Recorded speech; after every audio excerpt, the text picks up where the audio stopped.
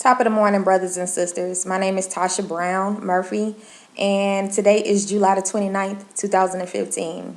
I'm here today because I wanted to share something with you guys. I've said before in my Facebook post that I've been inspired by Sandy Speaks, and she kind of resurrected something inside of me, and I kind of want to get back to myself and speak up about things that do matter. So Saturday night, this past Saturday night, I had a hard time going to sleep. So I had a lot of stuff that was on my heart that I wanted to address. Well, it was just a few things on my heart that I just wanted to address. I couldn't go to sleep without addressing it. So I typed up a little post, and I put it on Facebook, but I made it private so only I could see it. I woke up the next morning, I changed it around a little bit, and I still kept it private. I decided I wanted to share it, but I wanted to read it so people could hear my tone behind it. But it was addressing Black Lives Matter. I saw what Sandy Speaks. She did say something about Black Lives Matter. She said that, we wouldn't have to say Black Lives Matter if people knew that. And there are a lot of people who get offended when they see that, people say Black Lives Matter. They're like, why can't we just say all lives matter? And I was one of those people. I'm like, unity and equality, why we just can't say all lives matter? We need to put it out there, all lives matter. But she made a good point, and I really stand behind the point she made. But I just went a little deeper and elaborated on what she was saying, and I just wanted to share it with you guys. And I'll read it here on my phone, and then I'll post it later onto my Facebook. But I just wanted to read it so people could hear the tone behind it, my tone behind it. Okay, so I said, my intentions are never to offend anyone. However, I must be clear about something. The question, why do I say Black Lives Matter? I find that many others are offended by that, myself included at one point, but not anymore. You see, for as long as I can remember, I've been taught we, new Africans, have been trained to idolize others even more than we adore ourselves. Consider, two of the most prominent idolized figures in Black culture look nothing like us, i.e., Jesus and Santa. I'm just saying.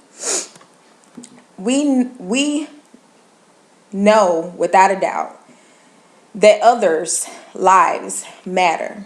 But when I see these dumb videos on World Star with the Black folks fighting one another, and I hear about young bucks fighting over land that does not belong to them back at home. Home is Mobile, Alabama, Maysville community. That's where I'm from. And when I hear Black women and boys associate beauty with lighter complexions and straight hair. When my daughter at age 6 told me that white people are better than Black people. Oh, and every time a Black person is killed or harmed wrongfully by an officer or whoever, the act is always justified by the reshaping of the image of the victim, mass mind manipulation, and with no justice, we Black people are subconsciously, if not consciously, being taught a very loud and clear lesson that Black lives do not matter. We, both Black people and some others, do not realize that Black lives do matter. I can go on and on about how I know that we don't know this, but I'll leave it there for now. My emphasis is focused on trying to empower the people who, based on what I've observed, need it most. Change begins with us. Thus, this is the issue I address first. And then I have on my hashtag Black Lives Matter. So, we hear people talk about, y'all need to do something about Black on Black crime. Every time a Black person is wronged by an officer, or when Dylan goes and kill all these elite Black people, this, that, and the other, they always try to say, y'all need to focus on Black crime. Y'all need to focus on all this, hatred and fights, between you guys. They always say that. But when we say stuff like Black Lives Matter and we try to do things to try to empower one another, then they want to call us racist. You know what I'm saying? Or then they try to make it something else. We're doing what we know how to do to empower one another. The Black race have some issues. I'm going to give you another instance. I had a Black lady come to my pharmacy, and she wanted us to rush her prescriptions ahead of everyone else that we were taking care of. She came during rush hour. It was around about 5 o'clock. And she wanted us to put her prescriptions ahead of everyone. We told her it'd be about a 30-minute to 1 hour wait because we had a lot going on during this time. And her response was, Black people are lazy. This is what a black person said. We have a lot of issues within ourselves. And when we try to address those things and we try to fix those things the way that we know how to, we need everybody else to back off of it. If you don't understand it, just be quiet, because it has nothing to do with you. And you're not going to understand.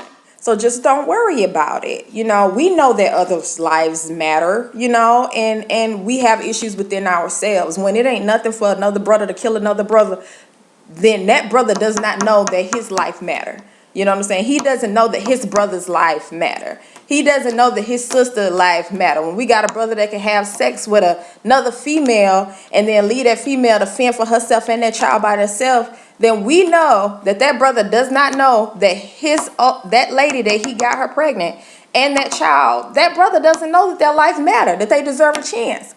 We have issues within ourselves. It has nothing to do with you. So don't take it personal. Yes, all lives matter, but let us focus on us first. That's all I'm saying. And that's the point that I'm trying to get across. So with that being said, much love to all. You know, one love, peace, unity. You know, we're going to make it. We're going to be all right, you know. So I just wanted to address that and share it. I'm going to post this little post whenever I get a chance. And, you know, it's time for us to speak. And like Sandy said, we're waiting on the next Malcolm X and Dr. Martin Luther King and this, that, and the other. We don't have to wait. We got access to all this stuff that we can use to speak, to put it out there. So let's do it. One love. I love you guys. Thank you so much for listening. And I pray many blessings your way. Take care of you. Peace.